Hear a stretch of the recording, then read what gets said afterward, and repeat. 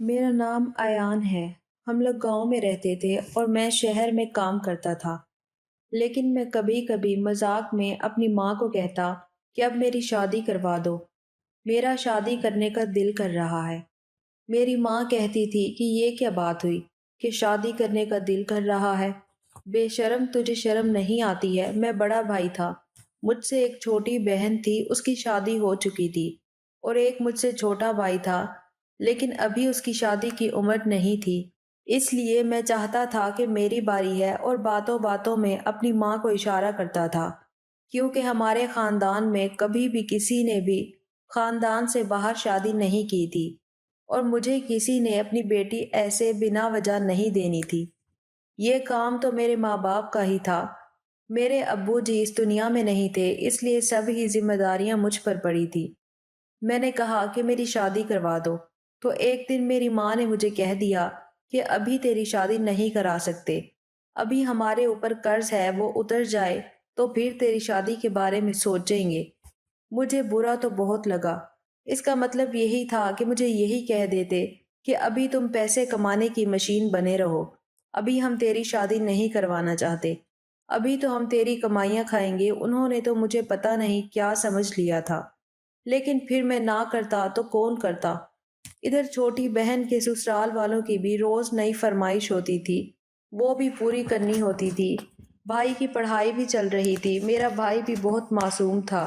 مجھے پتا تھا کہ اگر میں نے یہ سب چھوڑ دیا تو وہ تو کچھ نہیں کر پائے گا، اس کی تو عمر ہی کم تھی، تو پھر کس طرح سے ساری چیزیں چلیں گی۔ ابو جی بھی تو اس دنیا میں نہیں تھے، اس لیے اپنے منہ پر خاموشی کا تالا لگا لیا، لیکن یہ ضرور سوچا کہ 2-4 سال تک گھر نہیں آؤں گا۔ ان لوگوں کو ذرا میری کمی محسوس ہو، ان کو پتہ چلے کہ میں گھر پر نہیں رہتا تو کیسا لگتا ہے، اتنا تو مجھے ان کو احساس کروانا ہی چاہیے تھا۔ اسی لیے میں تقریباً 1 سال تک واپس گھر نہیں آیا۔ پھر ایک دن میری ماں نے مجھے فون کر کے کہا کہ گھر آ جا، تیرے لیے ایک بہت بڑا سرپرائز رکھا ہے۔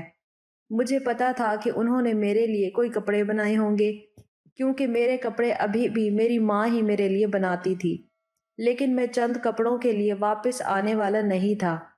میں نے پھر بھی بھاؤ کھایا اور کہا کہ ٹھیک ہے، 2 ہفتے میں آ جاؤں گا۔ 2 ہفتے بعد جب آیا تو گھر کو دیکھ کر حیران رہ گیا۔ گھر میں تو کسی کی شادی کا ماحول تھا۔ میں سمجھ گیا کہ لگتا ہے میری ماں میرے بھائی کی شادی کر رہی ہے اور میرے بارے میں کچھ نہیں سوچ رہی، لیکن جب پتا چلا کہ میری شادی ہے تو میں حیران رہ گیا۔ اب مجھے یہ سمجھ نہیں آ رہا تھا کہ میں خوش ہو جاؤں یا پھر پریشان، کیونکہ پتہ نہیں کون تھی، کس سے میری شادی کروا رہے تھے۔ میری ماں نے کہا کہ تجھے کس نے بتا دیا؟ میں نے کہا کہ باہر حلوائی بیٹھا مٹھائی بنا رہا ہے، اس نے مجھے بتا دیا، تبھی تو آج کل میری ماں مجھ سے اتنے سارے پیسے مانگ رہی تھی۔ میری ماں نے کہا کہ اور تمہیں کیا لگتا ہے کہ میں نے اتنے سارے پیسے لے کر کہاں جانا تھا؟ تیری شادی ہے، دیکھ۔ میں نے کہا کہ اماں، مجھے خوشی ہوئی کہ آپ نے دیر سے ہی صحیح لیکن میری شادی کے بارے میں سوچا تو صحیح، پر میری شادی کس سے کروا رہی ہو یہ تو بتا دو۔ ایسے کیسے میں کسی سے شادی کر لوں؟ شادی تمہاری مرضی سے ہی کرنی ہے، پر مجھے تو لڑکی نہیں دکھائی۔ اب گھر میں حلوائی آ چکا ہے، مہمان آ رہے ہیں، اور اب آپ میری شادی کروا رہی ہو۔ میری ماں نے کہا کہ تو لڑکی کی تصویر دیکھے گا نا تو بہت خوش ہو جائے گا۔ ابھی کے لیے میں تجھے اس کا نام بتا دیتی ہوں، اس کا نام ہے حور۔ میں نے کہا کہ نام حور ہونے سے کیا ہوتا ہے بھلا؟ وہ خود ایسی نہیں ہوئی تو؟ میری ماں نے کہا کہ مذاق نہ کر، بہت اچھی لڑکی ہے، میں تجھے اس کی تصویر دکھا دوں گی، پہلے تو منہ ہاتھ دھو کر کھانا کھا لے۔ لیکن میں یہ بھی حیران تھا کہ زیادہ لوگوں کو نہیں بلایا تھا، ماں نے صرف اپنے سائیڈ والے لوگوں کو ہی بلایا تھا، ابو جی کی سائیڈ سے کسی کو بھی نہیں بلایا تھا۔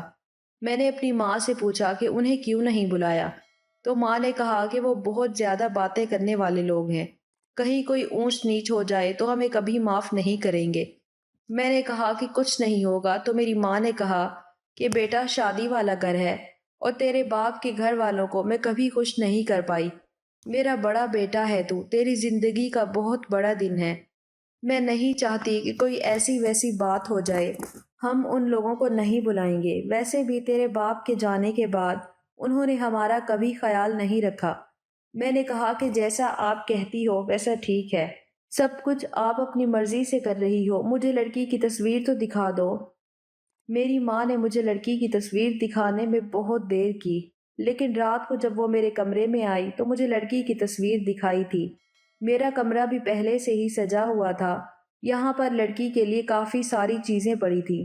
سنگل بیڈ کی جگہ ڈبل بیڈ پڑا تھا۔ مجھے ابھی تک سمجھ نہیں آ رہا تھا کہ یہ کیا ہو رہا تھا۔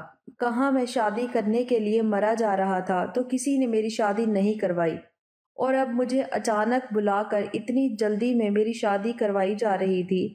لیکن من ہی من میں اس بات پر خوش تھا کہ چاہے جلدی میں ہو، چاہے جیسے بھی ہو جائے، شادی تو ہو رہی تھی۔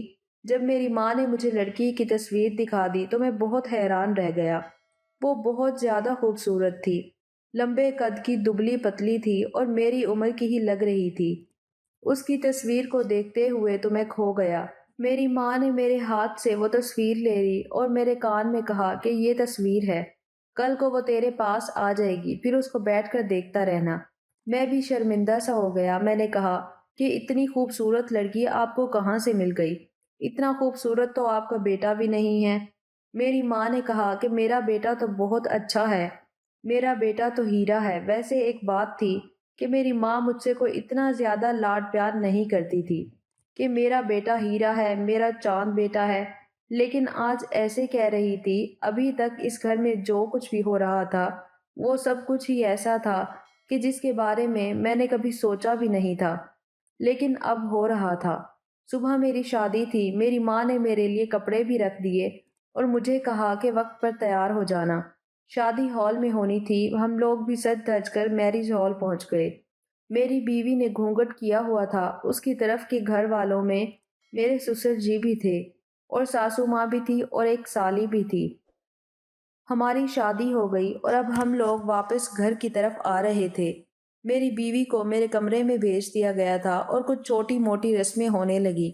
اس کے بعد میری ماں نے کہا کہ بیٹا یہ سبھی جو لوگ ہیں، کھانے پینے والے، کرسیوں والے، ذرا ان کو بھیج دو۔ میں ایسے کاموں میں الجھا کہ مجھے پتا ہی نہیں چلا کہ کب 3-4 گھنٹے گزر گئے اور رات ہو گئی۔ تقریباً سب مہمان واپس چلے گئے تھے، صرف میری خالہ ہی رہ گئی تھی، اور اب گھر میں کافی سکون تھا۔ میری ماں نے مجھے کہا کہ بیٹا تم اپنے کمرے میں چلے جانا، حور تیرا انتظار کر رہی ہوگی، لیکن مجھے تجھ سے ایک بڑی ضروری بات کرنی ہے، پہلے میرے کمرے میں آ کر میری بات سن لینا۔ میں نے کہہ دیا تھا کہ ٹھیک ہے، پر میں اپنی ماں کے پاس جانا بھول گیا اور سیدھا اپنے کمرے کی طرف ہی چل پڑا۔ ابھی اپنے کمرے سے تھوڑا دور تھا کہ ایسی آواز سنی کہ حیران رہ گیا۔ ایسا لگتا تھا کہ میری بیوی بہت تکلیف میں ہے، وہ بری طرح سے چلا رہی تھی۔ میں ڈر گیا۔ میں نے کہا کیا ہو گیا اس کے ساتھ، کیونکہ اب اس کی تکلیف میری تکلیف تھی۔ لیکن جیسے ہی اندر جانے لگا تو خالہ کمرے سے باہر نکلی اور کہنے لگی کہ جا کر کسی لیڈی ڈاکٹر کو بلا لا۔ میری ماں بھی اندر ہی تھی۔ میں نے کہا ہو کیا رہا ہے؟ تو انہوں نے مجھے اندر آنے سے منع کر دیا اور کہا کہ پہلے تو جا کے ڈاکٹر کو بلا لا اور یہ شیروانی بدل کر جانا۔ میں بھی حیران رہ گیا اور ایک پل کو کہیں کھو گیا۔ تو میری خالہ نے کہا کہ کھڑا کیوں ہے، جا جلدی جا۔ میں بھی فوراً شیروانی بدل کے بھاگا اور ڈاکٹر کو بلا کر لے آیا۔ ڈاکٹر بھی مجھے دیکھ کر حیران ہوئی، لیکن اتنی زیادہ بھی نہیں۔ اس نے کہا کہ مجھے نہیں پتا تھا کہ سب کچھ اتنی جلدی ہو جائے گا۔ میں نے کہا کہ آپ کو بھی پتا ہے کہ کیا ہو رہا ہے تو مجھے بتا دیں۔ اس نے کہا کہ بعد میں بتا دوں گی۔ اب لیڈی ڈاکٹر بھی کمرے میں چلی گئی اور اندر سے آواز آنے لگی۔ میری ماں بھی مجھے نہیں جانے دے رہی تھی۔ میری خالہ بھی، ڈاکٹر بھی جیسے اندر جا کر کھو گئی تھی۔ کبھی اندر پانی جاتا تھا، کبھی اندر تولیہ، کبھی کپڑے دے رہا تھا۔ میں بڑا پریشان ہو رہا تھا اور حیران بھی کہ اندر ہو کیا رہا تھا۔ آج تو ہماری سہاگ رات تھی۔ کس کے ساتھ اس طرح ہوا ہوگا کہ اس کی سہاگ رات ہے اور اس کی بیوی کی طبیعت خراب ہو جاتی ہے، اور پھر طبیعت خراب ہوتی ہے تو زیادہ سے زیادہ لڑکیوں کے سر میں درد ہو جاتا ہے، کیونکہ وہ پورا دن اپنی شادی میں ایک ہی جگہ پر بیٹھی رہتی ہیں، تھک جاتی ہیں یا کسی کی ٹانگوں میں درد ہو جاتا ہے۔ یہاں پر تو میری بیوی درد سے چلا رہی تھی۔ یہ جو کچھ بھی ہو رہا تھا وہ مجھے بھی سمجھ آ رہا تھا، لیکن میں کسی اور کے منہ سے یہ سب سننا چاہتا تھا کہ یہ سب کچھ سچ میں ہو رہا تھا، تھوڑی دیر کے بعد کسی چھوٹے سے بچے کی رونے کی آوازیں آ رہی تھیں، تو میرے قدموں کے نیچے سے تو زمین ہی نکل گئی تھی۔ میں اپنے بھائی کے کمرے میں چلا گیا جو سو رہا تھا، اور اب میرے چہرے پر غصے کے علاوہ اور کچھ بھی نہیں تھا۔ تھوڑی دیر کے بعد میری ماں میرے پاس تھی اور مجھے اپنے کمرے میں لے گئی۔ میں نے کہا کہ یہ سب کیا ہے؟ تو میری ماں نے میرے سامنے ہاتھ جوڑے اور کہنے لگی کہ تیری بیوی کے ہاں بچہ پیدا ہوا ہے۔ میں نے کہا کہ بچہ؟ کس کا بچہ؟ آپ نے میری شادی ایسی لڑکی سے کروائی جو ماں بننے والی تھی، اور میری سہاگ رات پر اس نے بچہ پیدا کر دیا۔ آپ کو ذرا سا بھی خیال ہے ماں؟ آپ یہ کیا بول رہی ہو، اور میرے ساتھ ایسا کیسے کر سکتی ہے؟ میں نے کیا بگاڑا تھا آپ لوگوں کا؟ میں تو وہاں پر مزدور بن کر آپ لوگوں کے لیے محنت کرتا تھا۔ میری تو آنکھوں میں آنسو آ گئے۔ یہ تو وہی بات ہوئی کہ مجھے ایک خوبصورت خواب دکھا کر اور پھر یہ بتایا گیا کہ ایسا تو کوئی خواب ہی نہیں ہے۔ مجھے جس لڑکی کی تصویر دکھائی تھی وہ شکل سے ہی بہت خوبصورت اور سلجھی ہوئی لگ رہی تھی۔ یہ تھی میری خوبصورت بیوی جو شادی کی رات ہی بچہ جننے بیٹھ گئی تھی۔ کس کا بچہ تھا اور کون تھا اس کا باپ؟ اور میری ماں کو تو اس عورت کو سب سے پہلے گھر سے نکالنا چاہیے تھا، بلکہ میری شادی اس سے نہیں کروانی چاہیے تھی، اور وہ تو اس کی مدد کر رہی تھی۔ بچہ اس دنیا میں آ گیا تھا، پتہ چلا کہ ایک بیٹی تھی، لیکن مجھے اس بات سے کیا فرق پڑتا تھا؟ میں اپنی منتوں کو مان کر ہی بیٹھا تھا۔ میری بیوی مجھ سے بار بار بات کرنے کے لیے آتی تھی، ادھر بھی جاتی تھی ادھر بھی آ رہی تھی۔ خالہ بھی ساتھ ملی ہوئی تھی، اس لیے شادی پر زیادہ مہمانوں کو بلایا نہیں گیا تھا۔ مطلب ان لوگوں نے میرے خلاف پلان بنایا تھا۔ میں تو اس گھر کا بیٹا تھا، پھر میرے ساتھ یہ سب کچھ کیوں؟ میں نے کسی کا کیا بگاڑا تھا؟ میں اپنی منتوں کو مان کر ہی بیٹھا تھا۔ میری بیوی نے آ کر بتایا کہ بیٹی ہوئی ہے، تو میں نے کہا کہ ہاں، جیسی اس کی ماں ہے وہ بھی ایسی ہی بنے گی۔ اس عورت کو کہو کہ اپنی بچی اٹھائے اور اپنا سامان بھی اٹھائے اور نکل جائے اس گھر سے۔ پر میں اس کو اور اس کے باپ کو بار بار پالنے والا نہیں ہوں۔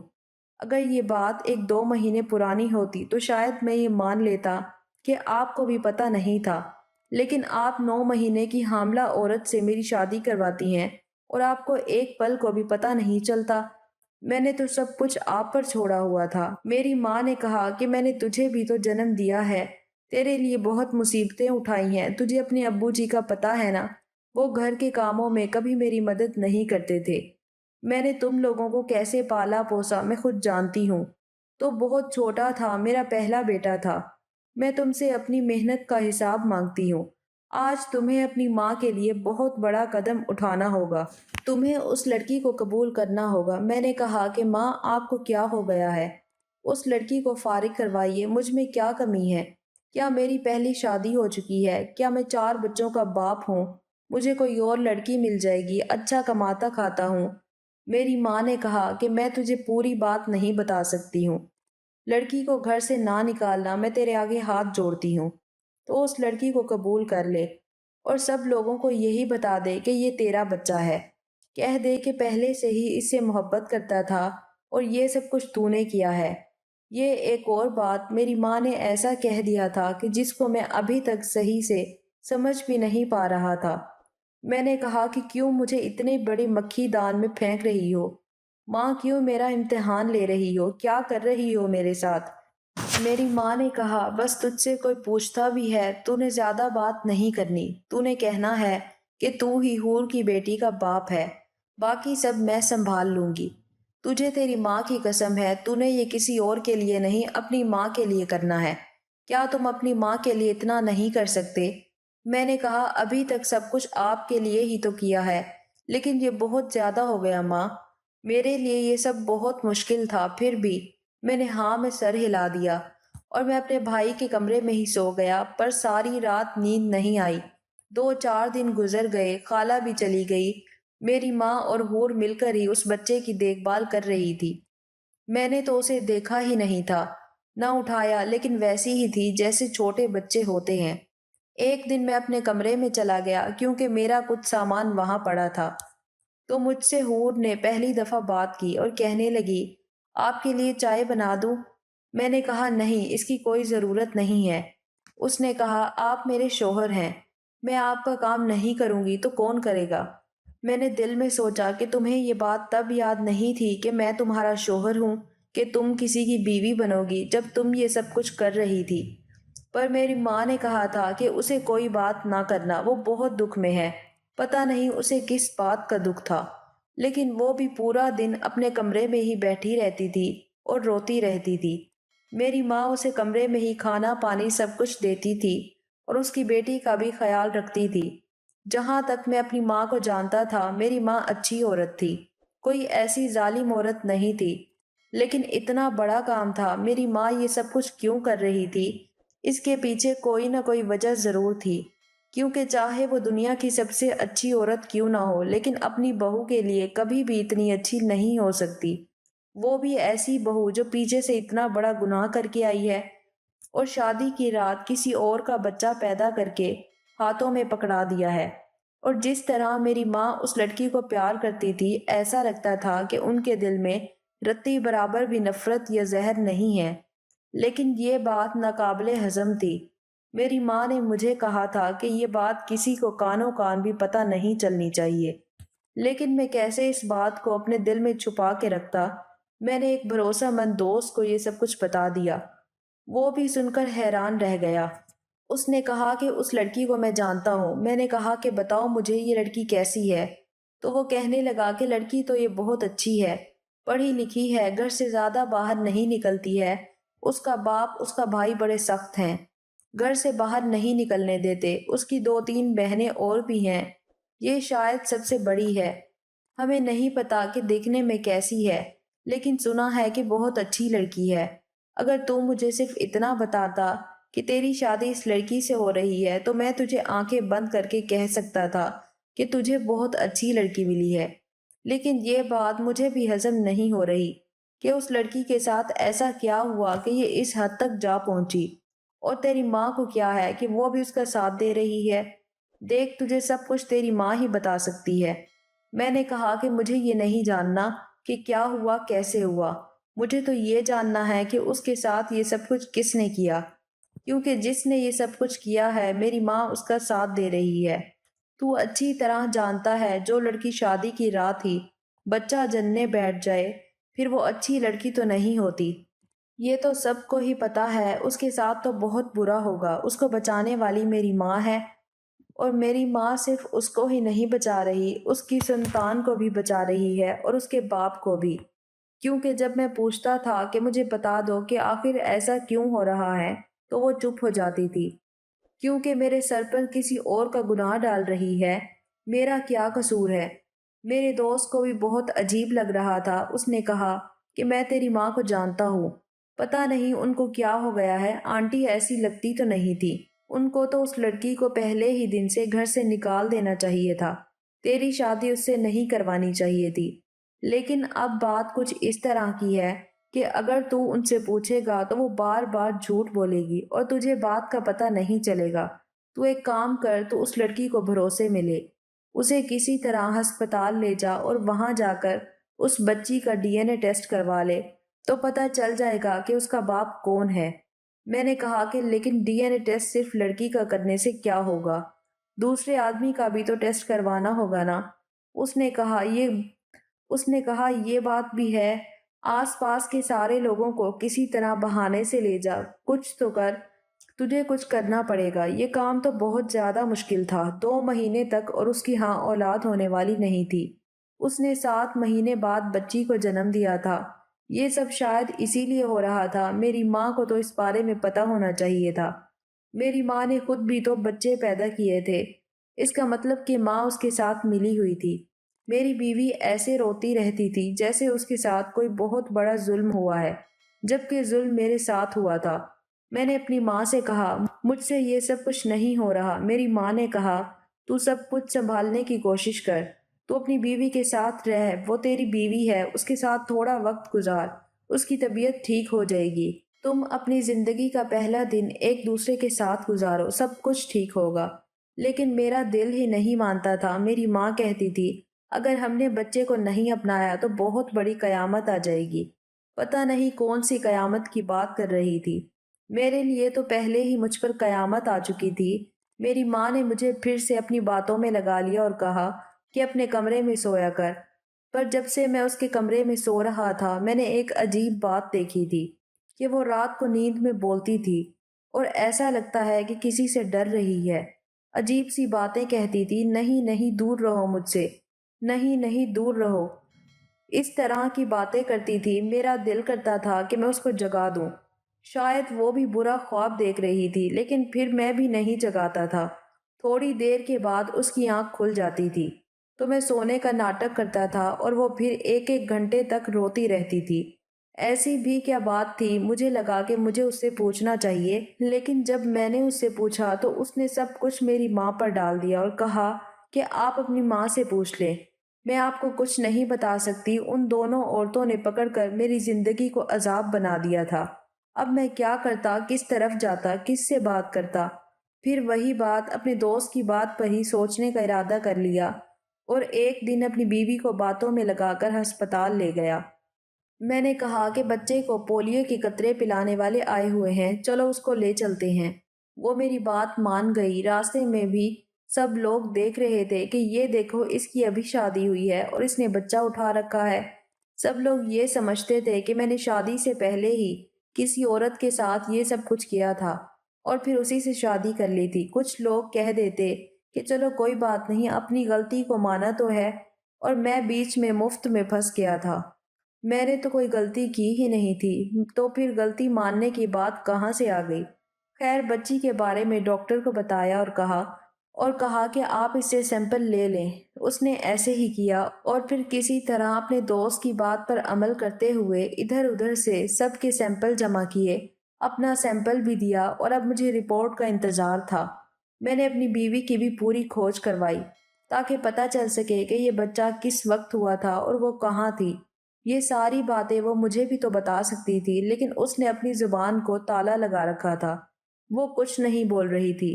ڈاکٹر نے کہا تھا 2 دن لگیں گے، پھر پتہ چل جائے گا۔ اس سارے مسئلے کے بیچ میں اپنے بھائی کو وقت دینا تو بھول ہی گیا تھا۔ وہ میرا چھوٹا بھائی تھا۔ میں نے سوچا کہ شاید اسے کچھ پتا ہوگا، لیکن جب اس سے پوچھا تو اس نے بھی یہی کہا کہ مجھے کچھ پتا نہیں ہے۔ میں نے کہا کہ جب میں یہاں پر نہیں تھا تو ماں کہاں جاتی تھی؟ اس نے کہا کہ ہاں، روز ہی کہیں چلی جاتی تھی، شاید بھابھی کے گھر جاتی تھی، لیکن مجھے بتاتی نہیں تھی۔ میں پوچھتا تھا کہ کیوں، تو کہتی تھی کہ نہیں، میں جہاں بھی جاؤں میرے ساتھ نہیں آنا۔ میں بھی اس ٹائم یہی سوچتا تھا کہ آخر ماں جاتی کہاں تھی، لیکن اس نے مجھے کبھی بتایا بھی نہیں، اور پھر ایک دن کہہ دیا کہ تیرے بھائی کے لیے لڑکی پسند کر لی ہے۔ میرا معصوم بھائی بیچارہ کس طرح سے یہ باتیں بتا رہا تھا، پتہ چل رہا تھا کہ اسے بھی کچھ نہیں پتا۔ میں تو اسے اس گھر کا مرد بنا کر گیا تھا، لیکن اس کی مرد بننے والی عمر ہی کہاں تھی؟ ابھی تو وہ 10ویں میں تھا۔ جتنی معصومیت سے وہ سب کچھ بتا رہا تھا، مجھے اپنی ماں پر ہی غصہ آ رہا تھا، کیونکہ اس نے کوئی کھچڑی پکائی تھی اور میرے بھائی کو بھی بیچ میں سے نکال دیا تھا۔ اس کو تو کچھ پتا ہی نہیں تھا۔ ڈاکٹر نے 2 دن بعد مجھے بلا لیا، رپورٹ میرے ہاتھ میں تھی، لیکن اس سے پہلے ہی میں جذباتی ہو گیا، کیونکہ جب گھر آیا تو میری ماں ایک دور پار کے رشتہ دار سے جھوٹ بول رہی تھی۔ کہہ رہی تھی کہ ہاں ہاں، یہ تو میرے بڑے بیٹے کی بیوی ہے اور یہ اس کی بیٹی ہے۔ ان کے بعد میں نے کچھ نہیں کہا، لیکن ان کے بعد میں نے چلا چلا کر کہنا شروع کر دیا کہ نہ تو یہ میری بیوی ہے اور نہ ہی یہ میری بیٹی، میں دونوں کو ہی قبول نہیں کرتا، اور آج دودھ کا دودھ اور پانی کا پانی ہو جائے گا۔ میرے ہاتھ میں رپورٹ تھی۔ میں نے اپنی ماں اور حور کی طرف ایسے دیکھا کہ جیسے ان کا پلان ناکام ہو گیا۔ وہ دونوں پریشان ہو گئی۔ اس سے پہلے کہ میں رپورٹ کھول کر دیکھتا، ماں نے میرے ہاتھ سے وہ رپورٹ لے لی اور اسے جلتے ہوئے چولہے میں پھینک دیا۔ میں حیران رہ گیا۔ میری ماں نے کہا کہ میں تجھے سب سچ بتا دیتی ہوں، اس طرح گھر میں ہی سب پر شک نہ کر، یہ بڑی بری بات ہے۔ میں نے کہا اچھا، میری زندگی برباد ہو رہی ہے اور آپ چاہتی ہو کہ میں کسی سے کوئی بات بھی نہ کروں، پتہ لگانے کی کوشش بھی نہیں کروں؟ تب میری ماں نے مجھے ایسی بات بتائی کہ میں حیران رہ گیا۔ وہ مجھے اپنے کمرے میں لے گئی اور اس نے مجھے پوری کہانی سنائی۔ اس کے بعد جب میں باہر نکلا تو سب سے پہلے میں نے اس چھوٹی سی بچی کو اپنی گود میں اٹھایا جس کا نام نیہا رکھ دیا تھا، اور میری آنکھوں میں آنسو تھے۔ ساتھ ہی میں نے حور کو گلے سے لگایا اور وہ کہتی سب کچھ ٹھیک ہو جائے گا، مجھے معاف کر دو۔ وہ بھی رونے لگی اور اس نے کہا کہ میں نے تمہیں معاف کیا ہے اور وہ میرے ساتھ اس دن کے بعد سے بہت خوش رہتی ہے۔ میں نیہا کو اتنا پیار کرتا ہوں کہ بھول جاتا ہوں کہ وہ میری اپنی بیٹی نہیں ہے، کیونکہ ایسا بھی نہیں ہے کہ وہ بالکل بھی میری اپنی بیٹی نہیں ہے، وہ میری ہی بیٹی ہے۔ بات کچھ اس طرح ہے کہ میرا بھائی راہیل، جسے ہم سب لوگ بہت معصوم سمجھتے تھے، اس کی سنگت بری تھی اور وہ برے لوگوں کے ساتھ اٹھتا بیٹھتا تھا۔ اس کے دوستوں نے حور کو کہیں دیکھا اور جب اس نے ان لوگوں کے ساتھ جانے سے انکار کیا اور ان کے منہ پر دے مارا تو انہوں نے ایک پلان بنا لیا اور سب نے مل کر حور کے ساتھ بہت برا کیا، اتنا برا کیا کہ وہ اپنی جان دینا چاہتی تھی، لیکن اسے بچا لیا گیا اور 1 ڈیڑھ مہینے کے بعد اسے پتا چلا کہ وہ تو حاملہ ہو چکی ہے۔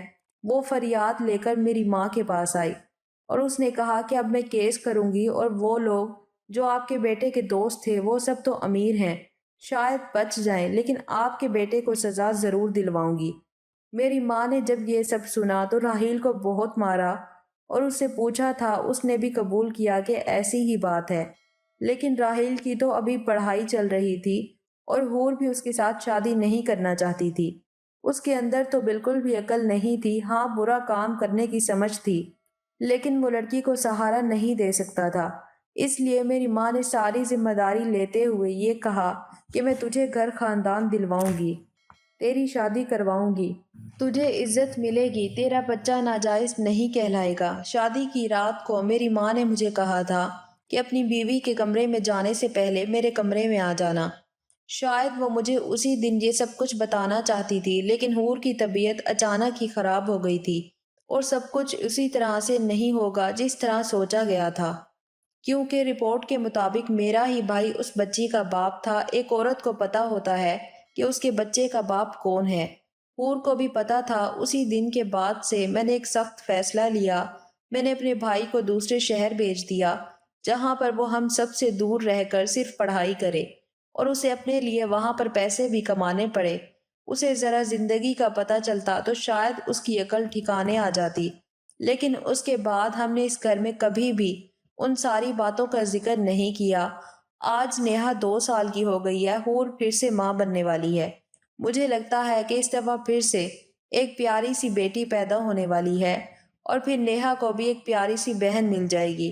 راحیل کے ساتھ کیا کرنا ہے ابھی میں نے سوچا نہیں ہے، پر میں اسے اس گھر میں کبھی بھی نہیں آنے دوں گا، کیونکہ میں نہیں چاہتا کہ وہ اس گھر میں میری بیوی کے ساتھ رہے۔ ابھی تو اسے بورڈنگ سکول میں بھیجا ہے، اس کے بعد اسے کہیں اور بھیج دوں گا، لیکن وہ کبھی بھی میری آنکھوں کے سامنے، میری بیوی کے سامنے نہیں رہے گا۔ آپ لوگ بتائیں کہ اگر میں اپنے بھائی کے لیے ایسا فیصلہ کر رہا ہوں تو کیا یہ ٹھیک ہے؟ یہاں پر ایک بہت بڑی عجیب بات ہے کہ میں نے حور کے بارے میں جب سنا تو اچانک سے میرے دل میں اس کے لیے محبت بیٹھ گئی، اور اب مجھے پتا چلا کہ وہ بیچاری خود کتنے بڑے دکھ میں تھی، تبھی تو وہ راتوں کو اٹھ اٹھ کر روتی تھی۔ اس میں اس کا کیا قصور تھا؟ وہ تو بہت اچھی لڑکی تھی، اس نے تو کبھی کسی کے ساتھ کچھ برا نہیں کیا، تو پھر اس کے ساتھ برا ہوتا ہوا میں کیسے دیکھ سکتا تھا؟ اور ویسے اب تو وہ میری بیوی بن چکی تھی تو میں نے اسے پورے دل سے قبول کر لیا اور میری زندگی بہت اچھی جا رہی ہے۔ میری ماں کوئی الٹا فیصلہ بھی کر سکتی تھی، یہ بھی کہہ سکتی تھی کہ یہ بچہ میرے بیٹے کا نہیں ہے، نکل جا یہاں سے، پر میری ماں نے بھی انصاف کیا اور اس دن سے میری ماں کے لیے میرے دل میں عزت بہت زیادہ بڑھ گئی ہے۔ یہ تھی ناظرین ہماری آج کی کہانی۔ کہانی اگر پسند آئی ہو تو کہانی کو لائک اور شیئر کر دیجیے گا اور میرے چینل کو سبسکرائب کر لیجیے گا تاکہ مزید اس طرح کی کہانیوں کا نوٹیفیکیشن آپ کو بر وقت ملتا رہے۔ ملتے ہیں ایک نئی ویڈیو کے ساتھ، تب تک کے لیے اپنا خیال رکھیے گا، دعاؤں میں یاد رکھیے گا۔